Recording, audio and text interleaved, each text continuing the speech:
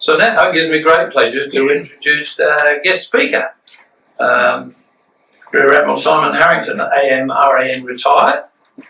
Some of you may have been here when he spoke 3 years ago nearly now at our Christmas function. But just in case you weren't, I'll just give a quick run through his biography without trying to drive him make him fall asleep. Simon joined the RAN College in 1963. He was 14 years old at the time.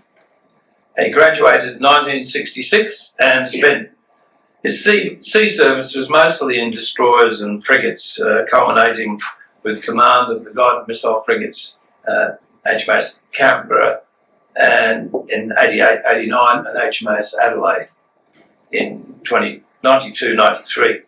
He also commanded the RAN College at HMAS Jarvis Bay. Other senior appointments included the Director of Naval Officers Postings, Director General of Recruiting and Naval Support Commander, which he assumed on promotion to Rear Admiral. And he was involved in the establishment of the Australian College of Defence and Strategic Studies and was one of its inaugural Deputy Directors of Studies. In 1999, he assumed head of the Australian Defence Staff and Defence Attaché in Washington, where he remained for the next 3 years. Think of the timing for a moment.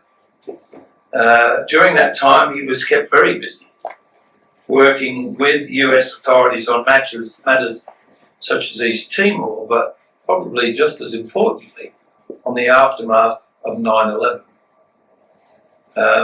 In 2000, he was made a member of the Order of Australia for his work as Director General of Recruiting, as Support Commander in Navy, and as the Defence Attaché in Washington. In 2002, he was awarded a Legion of Merit by the United States government, principally, I think, for the 9/11 period.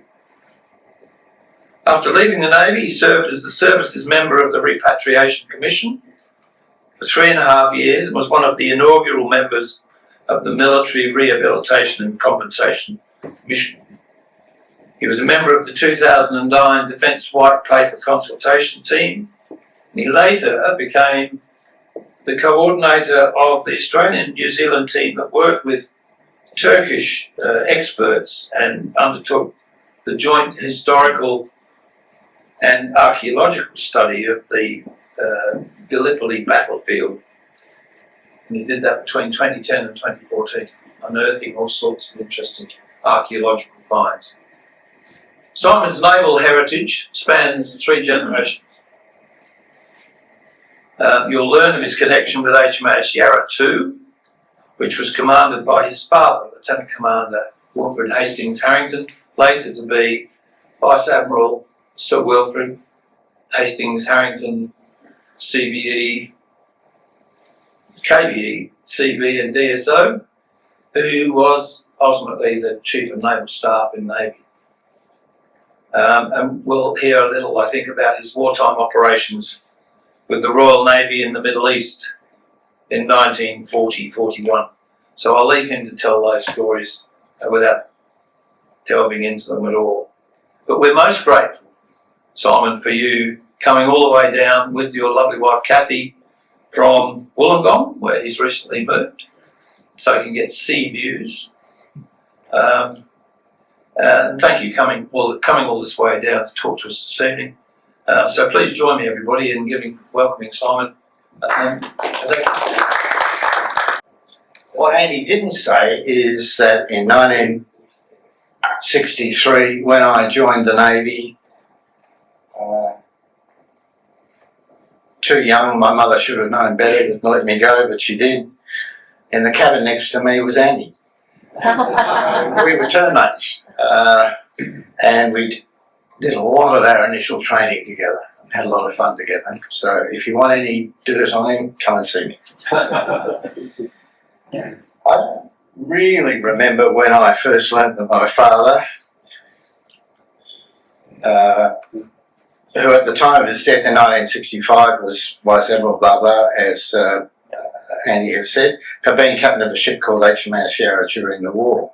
It was something I sort of grew up with. He was commonly known as Arch, and that's how I'll refer to him for the rest of the evening. I do remember helping him, or perhaps hindering him, paint a living room in our house, probably in late 1955. He was a pretty forbidding and remote man, even to his children, and this was one of the very few occasions I remember when he was happy to have a fairly open discussion on whatever I raised. One of the things we talked about was the loss of Yarra, whether she could have survived, and his somewhat cryptic and ambiguous answer was that you had to be clever enough to avoid being in the wrong place at the wrong time. About the same time, I first read Arthur Parry's book, HMAS Yarra, which recounted Yarra's wartime story in language and terms which would today make even the most racist individual cringe. But for a boy of about 8 years old, it was better than any boy's own manual, especially as your father, remote though he might have been, was one of the principal players. I do remember one particular date that provoked even more interest by me about Yarra. That was the 30th of September 1958, the launch date of the third ship to bear the name Yarra. That evening my parents threw a barbecue for those who had served in Yarra II and who had attended the launch earlier in the day. One of the favourite sayings in those days was that children should be seen and not heard. Well, on that day we weren't even allowed to be seen. And while we couldn't be seen or heard, we could hear quite a lot. And there was an enclosed balcony overhanging the barbecue area, and into which my elder sister and I snuck. We quickly understood why we weren't allowed to be part of the happenings. They were having a great old time down there, and I doubt my parents ever threw another function where so much grog was consumed. Over subsequent days, I remember quizzing my mother about various things I'd heard, and also trying to put names, many of which I knew from having read Arthur Parry's book, to the voices I'd heard. My mother, Janet, thought it pretty amusing and added context to some of the characters. One of the more prominent and entertaining voices, for example, belonged to leading cook Wagland, who Mum had said had been AWOL when Yarra initially deployed overseas. He was a very funny man, as I remember, but I'm afraid I can't remember any of his jokes, which is probably a good thing. Anyway, enough of that. Yarra II was a Grimsby-class sloop, one of 4 built in Australia for the RAM, the others being Swan, Parramatta and Warrego. They were all built at Cockatoo Island between 1934 and 1940. And there's a drawing of Yarra being constructed. They displaced about 1,000 tonnes, were 260 feet long, 23 feet wide and drew about 10 feet. They had a maximum speed of about 16 knots. Their armament was 3 quick-firing 4-inch Mark V anti-aircraft guns. The ship's complement was about 160 men. Arch assumed command shortly after the declaration of war and spent the first few months on the Australia station.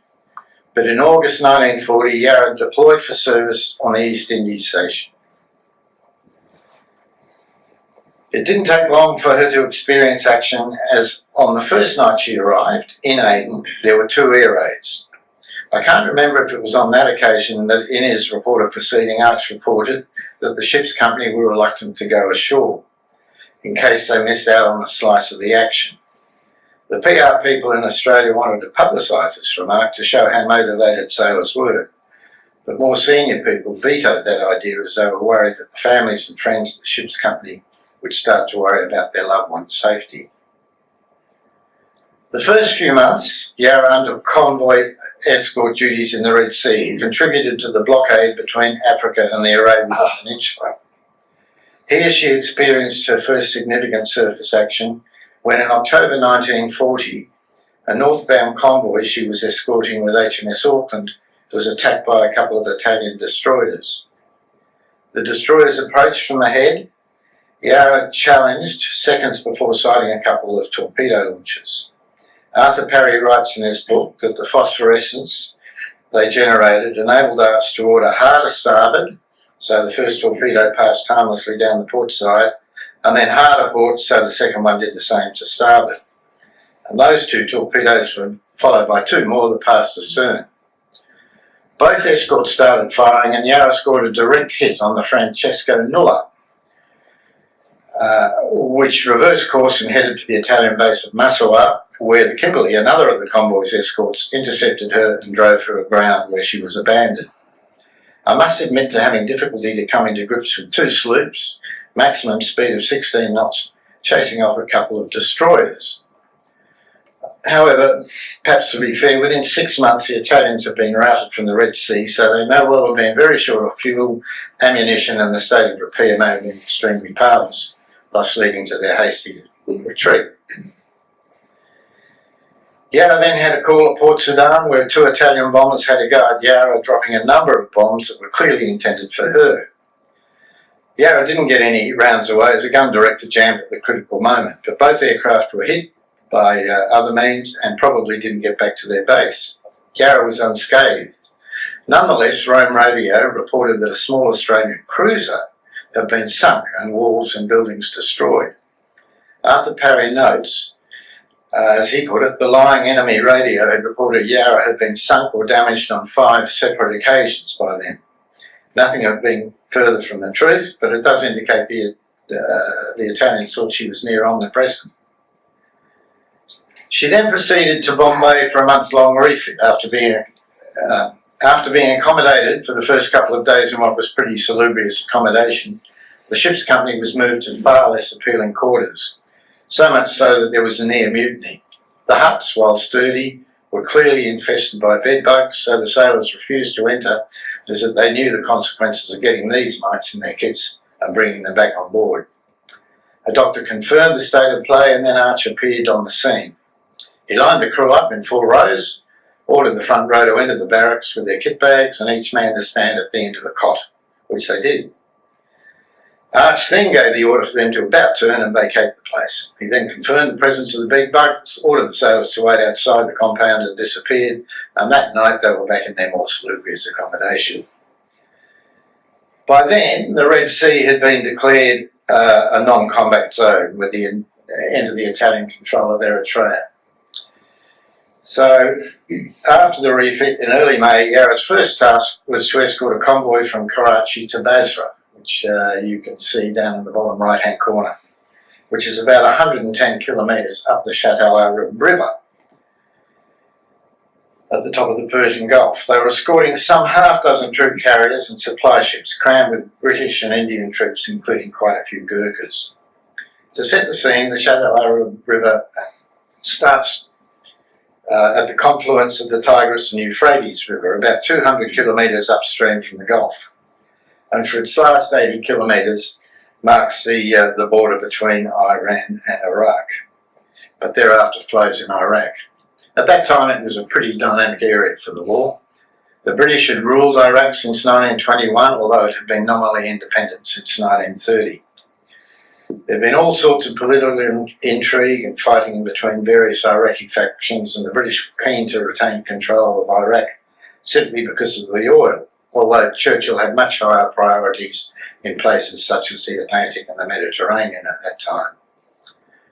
So the convoy was carrying troops to bolster the British presence, as they were aware Germany also had its eyes on Iraqi oil. Then in April 1941, Iraqi nationalists, with the assistance of the Germans, conducted a coup against the pro-British regime. The convoy had passaged upriver on the 18th of April, and on the 2nd of May, the revolutionary Iraqi government declared war against Britain. However, British troops soon occupied all strategic areas in Iraq, and the war was over pretty quickly. Reading about it, I found quite confusing. Even though the Iraqi forces lined the banks of the river, Yarra and other ships appeared to have proceeded up and down pretty much with impunity. But they were kept very busy in an assortment of tasks supporting the overall operation. I'm not sure how many of you heard of the author John Masters. He was in the Gurkhas between the wars and was involved in this campaign. He's written 2 marvellous books about his army experiences. The first one, With Bugles and a Tiger, recounts his experiences being in a Gurkha regiment between the world wars. It captures exactly what I imagine it must have been like to be part of the British Raj. The second, The Road Past Mandalay, recounts his wartime experiences. It starts off in Iraq, and there's a fair bit of the British Raj thinking going on. then follows his experiences in Burma fighting with the Chindiks, where he commanded a unit behind enemy lines, Japanese. In my opinion, this book and Nicholas Montserrat's The Cruel Sea are the two best books I've ever read evoking the reality of war, and especially the pressures faced by those in operational command.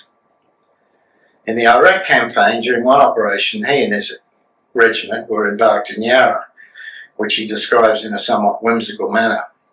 They were to clear out a concentration of Iraqi rebel troops upstream from Basra.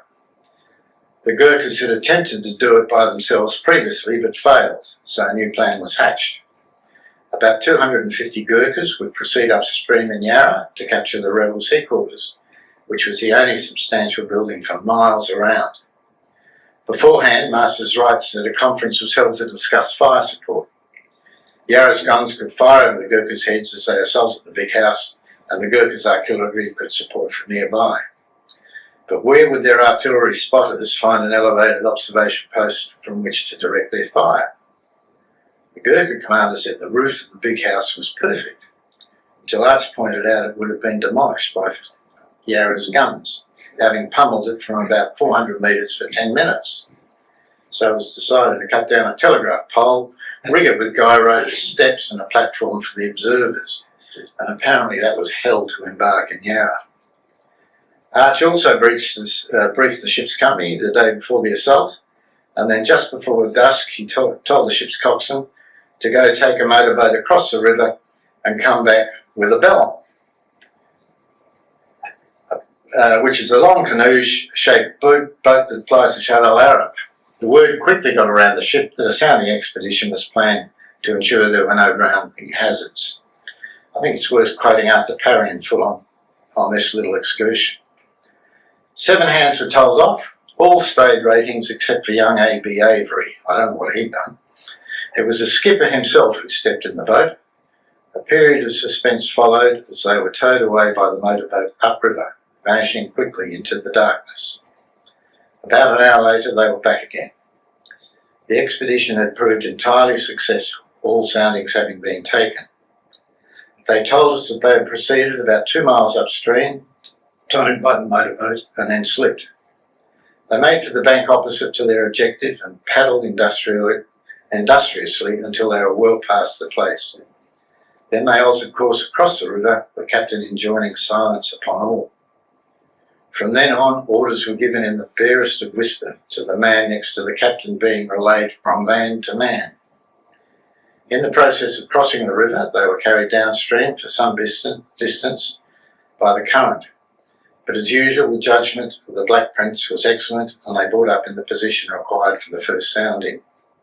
This the captain took, with the boat's lead line, recording his sounding on a small chart, especially prepared for the purpose beforehand, and as it was in a manner best known to himself. And so they proceeded from one point to another, taking soundings as they went. Everyone was keyed up, working with greatest caution. For on the bank nearest and opposite them were the Iraqi rebels we were to bombard the next morning.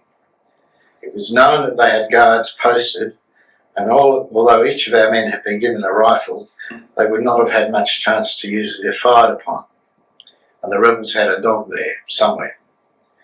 At last the whispered word was passed to each of them, only one more sounding. With the utmost caution and every nerve stretched to breaking point, they now stole to within a few feet of the bank. So close were they, in fact, that they could hear the voices of the guards just over the top, could even smell the cigarette smoke drifting over. Very, very carefully, Arch now took the last sounding, and touching the nearest man on the shoulder indicated they were now to proceed downstream. After they'd been carried some distance on the current, the captain told the men they had done a good job and could smoke as they wished. Everyone began to talk very fast, and even non-smokers lit up. The strain had been intense. At 3 a.m. that morning, Yarra proceeded upriver with the Gurkhas and telegraph poles embarked, and accompanied by a flotilla of small craft. Apparently the telegraph pole was a real bastard and a trip hazard of major proportions. 20 minutes before dawn, all was ready and the assault began. According to Masters, Yarra's bombardment of the big house was an abject failure. He writes, The high-velocity shells designed to pierce armour-plated warships at ranges of 5 miles screamed straight towards the big house, so close. Usually they hit a palm tree and ricocheted off into the dawn sky, fizzing with incandescents, headed off for the Arabian desert. By the time the gunfire had to be called off, when our assaulting boats touched the bank, several palm trees had been severely wounded. He later noted that Yarra's gunnery had resulted in one small hole through a corner of the great house's upper wall. So the house was used by the artillery spotters after all, who threw a cumbersome telegraph pole over the side in disgust. Parry has a somewhat different version as to what happened with the big house. He writes there was very little left of it. But he also says the engagement by the Gurkhas in Yarra was so successful, the Yarra was back at the anchorage by 9:45 that same morning. No matter what, the rebels were dispersed and the operation deemed a great success. So that was basically the war in Iraq. But a month or so thereafter, the Germans had advanced across southern USSR and were starting to threaten Iran, Iraq's neighbour. The Brits and the Russians agreed to take a preemptive action and invade Iran. The Russians from the north and the Brits from the Persian Gulf. The date was set for the 5th of August 1941, 84 years ago today.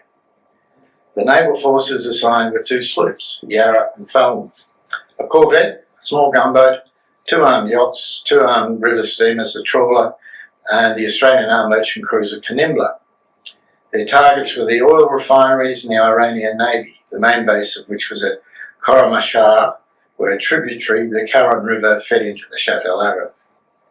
Yarra, Falmouth, and a tug and a launch were assigned to the task of overwhelming the Persian naval base at Khorramshahr, where it was known that a sloop and 2 gunboats lay, while ashore, under the able leadership of the Iranian Admiral Bayundor, were approximately 1,000 men.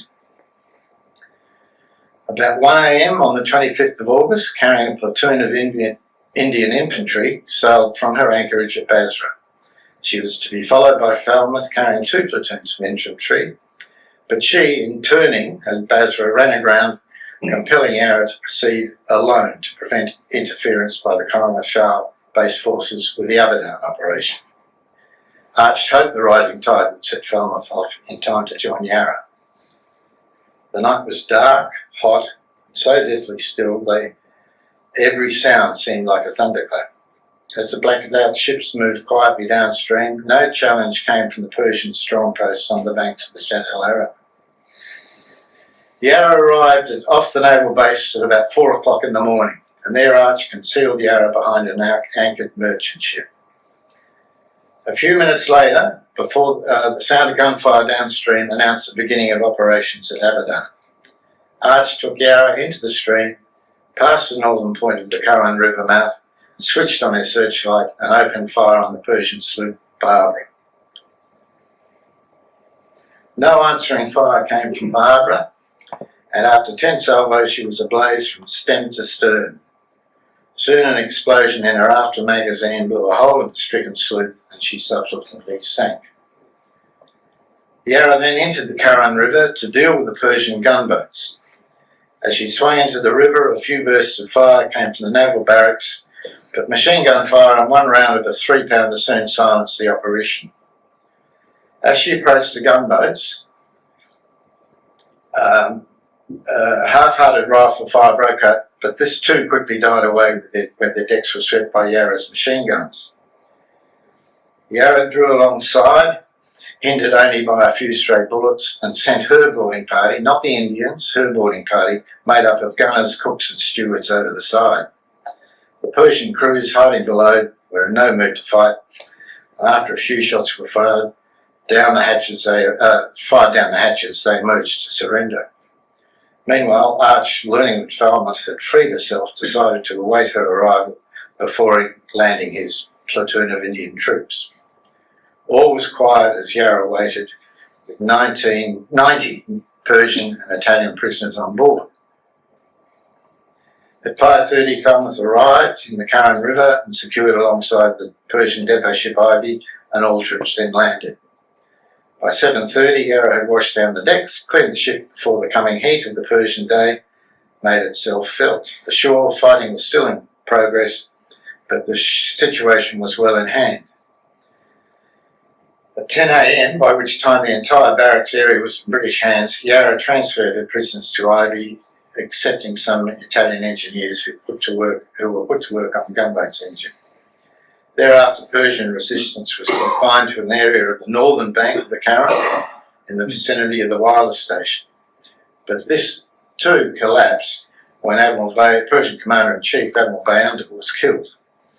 By nightfall, after a long day, hot day at Coronashur, all of Coronashur was occupied. Yarra, her mission completed, was on her way to Bandar Abbas. There were some very narrow escapes in Yarra during that day. As Parry writes, old Rupert Brooks was just missed by a bullet, which ricocheted off a ready-use locker. Another kicked a flake of paint into the eyes of Fulston as it passed, and while the doctor was talking to Able Seaman Orton, a bullet, which entered by the starboard QM's lobby door, passed between them with no damage. Ollie Cook was leaning on the tug's telegraph when a burst caused him to duck, and another hit the telegraph where he'd been standing a second or two previously.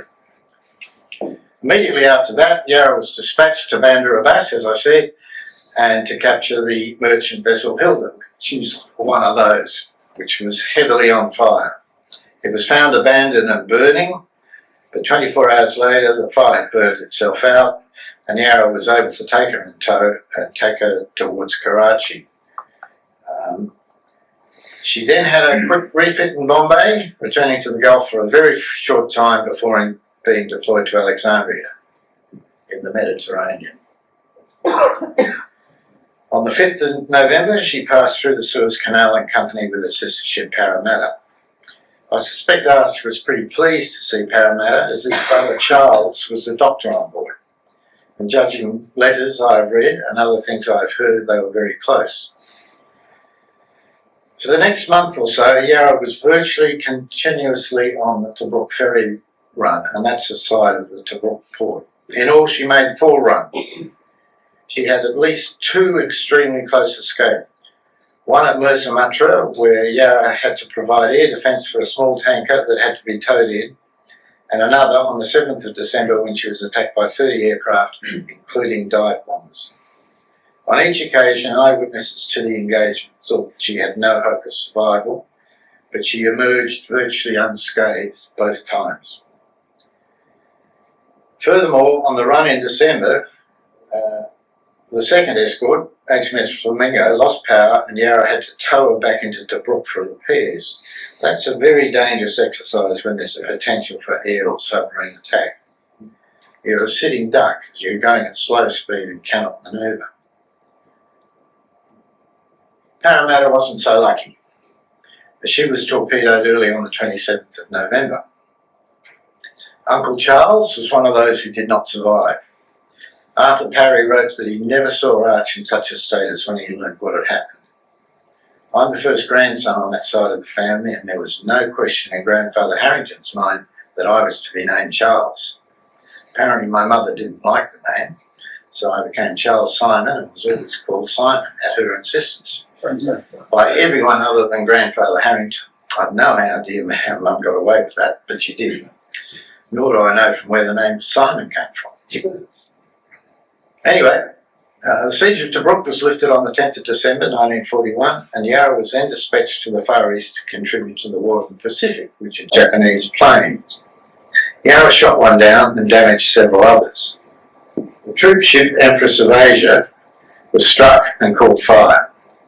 Yarra came alongside and rescued over 1,800 soldiers. Arch was so concerned about the topheaviness of the ship, he ordered that everyone sit down. That was the last convoy to reach Singapore before it fell on the 15th of February. Yarra departed Singapore on the 6th of February and shortly thereafter took the damaged Vendetta in tow to Tanjung Priok off Jakarta. Lieutenant Commander Robert Rankin had been appointed to relieve Arch in command. He had joined by the time Yarra escorted the last convoy into Singapore, although Arch was still in command. Arch departed Yarra to take up the posting of Commander of HMAS Australia, having formally handed over to Rankin. He'd been promoted to Commander in June the previous year, but I don't know exactly when he joined Australia, but he was present at the Battle of Colosea in May. From Tanjong Priok, Yarra proceeded to Cilacap on the southern coast of Java, that should be, where she was ordered to escort the depot ship Anking, the minesweeper MMS 51 and the tanker Frankel to Fremantle. They departed on the 2nd of March. The day after departing Cilacap, Yarra recovered 40 survivors from the Dutch ship Paraguay from life rafts. And the morning after, on the 4th of March 1942, at dawn, the Japanese force, 3 cruisers and 4 destroyers hove over the horizon. Rankin was really between a rock and a hard place. There was no way Yarra, let alone the convoy, could outrun the Japanese force, and he was totally outgunned. He ordered the convoy to scatter, laid a smoke screen and headed straight for the Japanese. The Japanese, of course, picked off the convoy one by one very easily. And that's an honest impression of what's going on. After Yarra had taken a number of hits, Rankin recognised the inevitable and ordered abandoned ship and went below to destroy the codes. Pretty much simultaneously, the ship suffered a direct hit and Rankin was never seen again. At least one sailor, leading seaman Buck Taylor, disregarded the order to abandon ship and was observed by others to still be at his station, firing the forward gun as the ship went down. There were only 34 survivors from Yarra and Peruri. They had 2 small life rafts, little food or water. There was no cloud cover, and the rafts weren't big enough to accommodate that number, so some had to hang on to the ropes around the side. Conditions were so terrible, a number slipped off and were never seen again. Some became delirious with dehydration, hunger and sunstroke. Some drank seawater, and sharks took a few who went overboard, so that when the Dutch submarine K-11 came across them 4 days later, there were only 13 still alive. They were taken to Colombo and Ceylon, as it was then, and eventually repatriated to Australia. All in all, Yarra had experienced a very active and heroic life, and this was finally formally recognised in the 2013 review by the Defence Honours and Awards Tribunal. Of the 13 cases for the award of a VC that were reviewed, 3 related to Yarra. First there was Robert Rankin for his actions on the day she was sunk. In some sort of comparison, both Lieutenant Commander George Root, commanding officer of HMS Global, which in April 1940 rammed the German cruiser Hitler in the North Sea, and Captain Fogarty Fegan, who attempted to ram the Admiral Scheer in HMS Jervis Bay in November 1940, were awarded posthumous VCs for their actions. Second, there was leading seaman Buck Taylor, who remained at his post, firing the forward gun right to the last moment, something very akin to what Teddy Sheehan did at Armidale when it was sunk in November 1942, and for which he was finally awarded a VC in 2020. I do need to make it clear that the Tribunal also considered Eddie Sheeran's case for a VC, but didn't recommend he be awarded one either. That came later. Finally, Lieutenant Commander Francis Edward Smith, the XO. He had been singled out for the manner in which he conducted himself during the Empress of Asia incident. While no one disputes he acted in an exemplary and extremely brave manner, then and previously, there are no direct eyewitness accounts of what he actually did other than Archer's report on the Empress of Asia incident, in which Smith and a couple of other sailors, including Taylor, were singled out as to having performed in such a manner. The Tribunal didn't support the award of the VC to any of the 13 cases that have been invited to look at, including the 3 from Yarra. The only recommendation for an award the Tribunal made was that Yarra herself be awarded the unit citation for gallantry, and that was accepted. So on the 4th of March 2014, the 72nd anniversary of her loss, the then Governor General, Dame Quentin Bryce, presented it to the Chief of Navy in front of the 4th HMAS Yarra, berthed at Port Melbourne and witnessed by many of the relatives of the Yarra II's crew. Sadly, there were no members of her ship's company still alive. Over the years, I've met a number of survivors and some families of those who didn't. In 1984 or 85, a number of them came to Canberra for a reunion where we were living at the time. Kathy and I hosted them to a spit roast on a boiling hot day, which generated the fire brigade coming around to our place. And my mother also attended. One of my more treasured possessions is a photo of HMAS Yarra, which Janet and all those present signed. Kathy and I got to know Molly McLean, Rankin's wife, quite well. She once told me that when the news of the sinking came through and that the survivors were back in Australia, she went and spoke to each one of them to see if there was any glimmer of hope that her husband might have survived. From what they said, it was abundantly clear there was not. She remarried and lived in outback Queensland for much of the remainder of her life. After she died in 2005, her ashes were scattered in Jervis Bay. My memory of her as being a vibrant, no-nonsense woman who made the most of whatever circumstances in which she found herself, other than when she started to decline physically. She hated not being the vigorous, energetic person that she had been. Trish, Molly and Robert Rankin's only daughter, or only child, had not been born when Yarra was lost. She has lived in Canada for pretty much all her adult life, but used to visit Australia quite often, and whenever possible we would catch up during those visits. By pure coincidence, the first time I met her was when I was captain of Creswell, when she decided to donate her father's medals to the college. It was quite a thrill for me to be the one to receive them, and I think she was pretty pleased that was the case. And on behalf of her mother, she was the launching lady for HMAS Rankin in 2001, as by then Molly was too frail to attend. Trish is now not well enough to travel, and she remains in Canada. I came across another survivor, Frank Cairncross, when I was serving in Yarra III in about 1975, when we were undergoing a maintenance period at Garden Island. I cannot remember what his role was in the maintenance work, but he was certainly involved in the whole of what was going on. He was a long-time employee of Garden Island. We also ran into a number of others after that. Jeff Bromelo was the only survivor to have been wounded during the engagement. He was a signalman and was in the process of leaving the bridge after the abandoned ship order. The bridge suffered a direct hit, as I said, and he suffered shrapnel wounds to his back. He was the last survivor to pass away in about 2004, and his ashes are buried in the Yarra Memorial here in Melbourne. Duncan Stevens wrote a wonderful account of his time in the RAF. I should say harrowing, I think is a better word. It includes an account of a shark being in the vicinity of the raft for hours. He had his feet dangling in the water for much of the time and had to pull them out when the shark approached. He miscalculated one time, but was fortunate when the shark released its grip and he was able to get to his feet out of the water, not much the worse for wear. I remember when I first joined Yarra III in 1969 to get my bridge watch keeping certificate, there was a little glass box outside the captain's cabin that contained a boatswain's call. It had been presented to the original commanding officer by Bill Withereth, another one of the 13 that I subsequently met.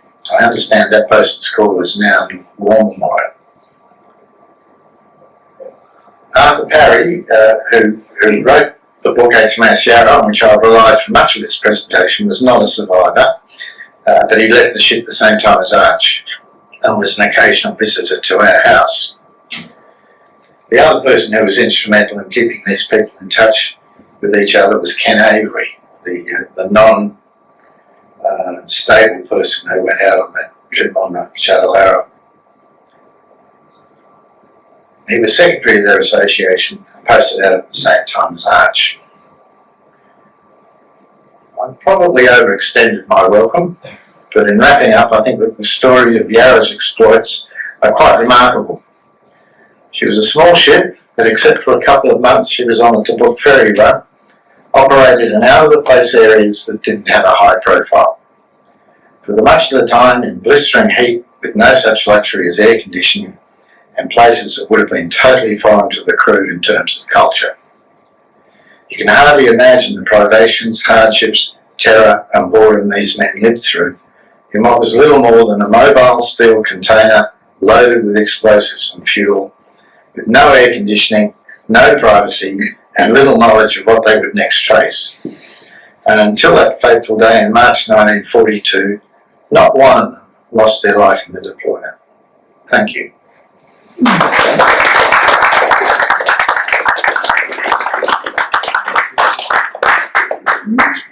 Simon, I'm sure you're prepared to take questions from anybody who might have. Yeah. Have a gift. The other snippet I picked up the other day was that I think there's a rapid charge being mounted through a book written by Dr. John Carroll to for the government to reconsider the award of VCs both for Rankin and for Taylor. Yeah. And it's been introduced in the form of a book, in effect, but as I understand, and I can't say any more because I don't know anymore, but I understand it's got as far as the Minister's office. Now, the very fact that it's got that far suggests to me that it's perhaps had a bit more serious contemplation than maybe it would have done if it was being readily dismissed as something, well, we've looked at that before and we've decided against it. So, do you know any more of that? No, I don't. Yeah, I noticed that a Vietnam. I was intrigued that ships of this size went up that river that fed into the Perth Gulf. Do you have any idea how deep the river was? No, I don't offhand. Interesting film thrown around. I think it was Falmouth, underground just before the operation against the Iranians. I have somewhere in my records a letter from one of Archer's senior people saying that Yarra ran aground somewhere. I cannot find out where and how, and that he would have been, Archer would have been court martialed other than they couldn't find the people to testify. Yeah. But, yeah, I mean, large merchant ships go, I think, sure. That's the Simon, I've heard a rumour around that when Yarra sailed for the Second World War was largely crewed by reservists. Is that correct or incorrect? Frankly, I don't know. I suspect it's correct.